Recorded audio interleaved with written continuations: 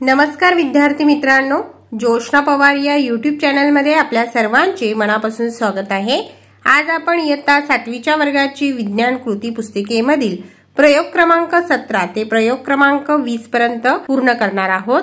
पहा विद्यार्थी मित्रांनो, जर तुम्हाला 7वीच्या वर्गाची विज्ञान कृती पुस्तिका पूर्ण करायची असेल तर आपल्या डिस्क्रिप्शन बॉक्स मध्ये इयत्ता 7वी विज्ञान कृती पुस्तिका प्लेलिस्ट देण्यात आलेली आहे। ती प्लेलिस्ट पहा आणि आपली वही पूर्ण करून घ्या। प्रयोग क्रमांक 17 अपमार्जक हेतू अपमार्जकाची क्रिया आजमावणे। त्या ठिकाणी साहित्य आणि कृती देण्यात आलेली आहे। आपल्याला निरीक्षण पूर्ण करायचे आहे। पुढील प्रश्नांची उत्तरे लिहा। 1. मिश्रणाचा रंग कसा दिसतो? उत्तर: मिश्रणाचा रंग दुधाळ दिसतो। 2.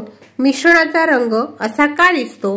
उत्तर: पाणी व तेल एकजीव झाल्याने मिश्रणाचा रंग दुधाळ दिसतो।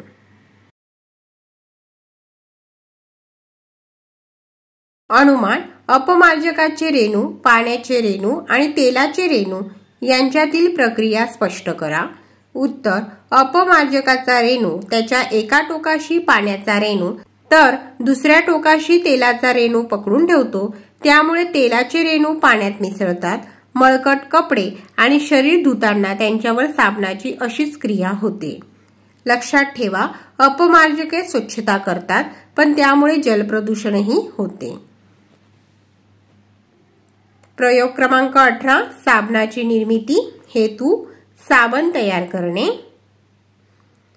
साहित्य देण्यात आलेले आहे, कृती देण्यात आलेली आहे। आपल्याला निरीक्षण पूर्ण करायचे आहे।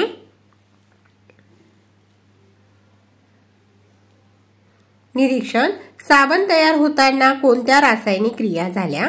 उत्तर: रासायनिक क्रियेने तयार झालेला साबण आता पाण्यावर तरंगतो। काही वेळाने तो घट्ट होतो। घट्ट झालेला साबण काढून त्यात सुवासिक द्रव्य मिसळते। वरील कृतीमध्ये सिग्न व अल्कलीचा संयोग होऊन तेलाम्लांचे क्षार तयार होतात। अनुमान: साबण तयार करणे ही रासायनिक क्रिया आहे। लक्षात ठेवा, रासायनिक दृष्टीने साबण म्हणजे तेलाम्लांचा सोडियम किंवा पोटॅशियम क्षार असतो।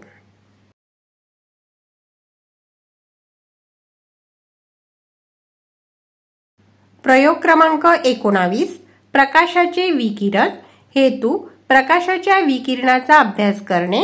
साहित्य आणि कृती देण्यात आलेली आहे। आकृती देखील देण्यात आलेली आहे।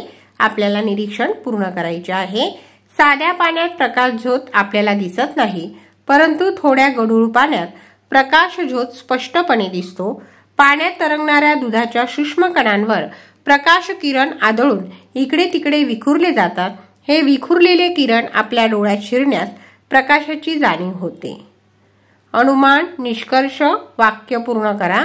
पाण्यात तरंगणाऱ्या दुधाच्या सूक्ष्म कणांमुळे प्रकाश किरणाचे विकिरण होते।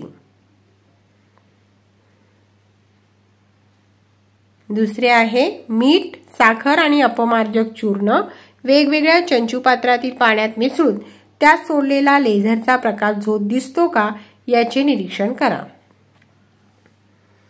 मीठ पाण्यात पूर्णपणे विरघळते।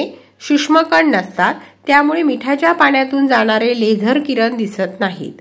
साखरही पाण्यात पूर्णपणे विरघळते, त्यामुळे साखरेच्या द्रावणातून जाणारे लेझर किरणही दिसत नाहीत। अपमार्जक चूर्ण अपमार्जक पाण्यात विरघळल्यावर पाणी गढूळ होते। लेझर किरण अपमार्जकांच्या सूक्ष्म कणांवर आदळतात आणि त्यांचे विकिरण होते, त्यामुळे त्यातून लेझर किरण दिसतात।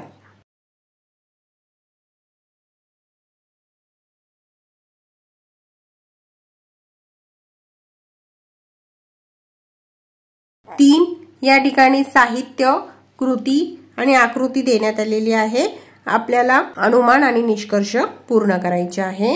अनुमान: दुधाच्या कणांमुळे प्रकाशाचे विकिरण होते आणि आपल्याला प्रकाशाची जाणीव होते। निष्कर्ष: सूर्यप्रकाशाचे विकिरण कशामुळे होते? त्याचे परिणाम काय होतात?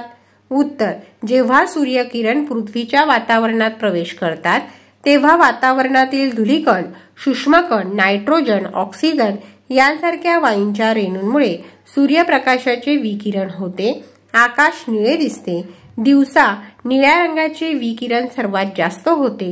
सूर्यास्त आणि सूर्योदयाच्या वेळी सूर्यप्रकाश वातावरणाच्या थरातून अधिक अंतरातून प्रवास करत आपल्यापर्यंत पोहोचतो। निळ्या रंगाचे विकिरण जास्त होते आणि फक्त तांबडा पिवळा प्रकाश आपल्या डोळ्यांपर्यंत पोहोचतो। आकाश तांबडे दिसते। लक्षात ठेवा, प्रकाशाच्या विकिरणामुळेच आपल्याला उजेडाची जाणीव होते।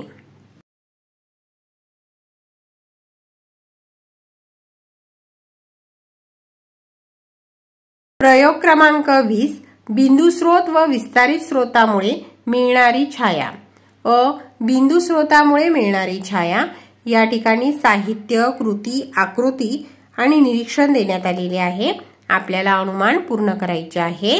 अनुमान पुढील प्रश्नांची उत्तरे लिहा। प्रश्न क्रमांक 1 बिंदू स्रोतापासून निघालेले किरण कोणते? उत्तर किरण OP आणि किरण OQ। दुसरा प्रश्न हे किरण चेंडूला स्पर्श करून पडद्यावर कोठे पोहोचतात? उत्तर गडद भाग AB वर पोहोचतात। प्रश्न तिसरा कोणता भाग अप्रकाशित राहतो का? उत्तर A आणि B या दरम्यान कोणतेही किरण न आल्याने तो भाग अप्रकाशित राहतो। प्रश्न चौथा या सावलीला काय म्हणतात? उत्तर गडद सावलीला प्रछाया म्हणतात। ब विस्तारित स्रोतामुळे मिळणारी छाया। कृती व साहित्य वरील प्रमाणेच आहे। या ठिकाणी आपल्याला आकृती देण्यात आलेली आहे। विस्तारित स्रोतामुळे मिळणारी छाया आणि विस्तारित स्रोत व लहान वस्तूची छाया।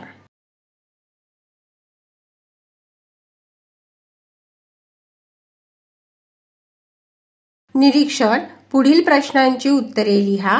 प्रश्न पहिला विस्तारित स्रोत म्हणजे काय?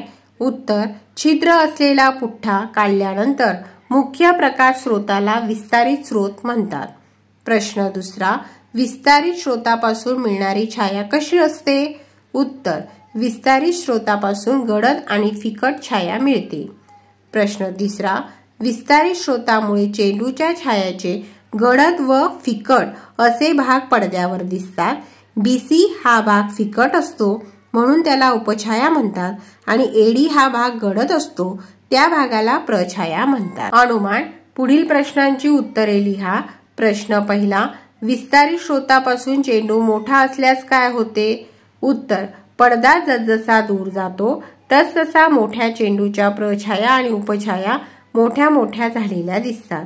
प्रश्न दुसरा चेंडूची प्रछाया नाहीशी कशी आणि कधी होते? उत्तर प्रकाश स्रोत आणि चेंडू न हलवता पडदा चेंडूपासून दूर दूर सरकवल्यास चेंडूची प्रछाया लहान लहान होत जाते आणि एका विशिष्ट अंतरावरती नाहीशी होते। पहा विद्यार्थी मित्रांनो, या ठिकाणी आपण इयत्ता 7वीच्या वर्गाच्या विज्ञान कृती पुस्तिकेमधील प्रयोग 17 ते प्रयोग 20 पर्यंत वही पूर्ण केलेली आहे। व्हिडिओ आवडल्यास व्हिडिओला लाईक करा आणि चॅनलला सबस्क्राईब करून ठेवा, जेणेकरून यापुढचे जे नवनवीन शैक्षणिक व्हिडिओ मी YouTube वर टाकेन त्याची नोटिफिकेशन अगोदर तुमच्यापर्यंत पोहोचेल।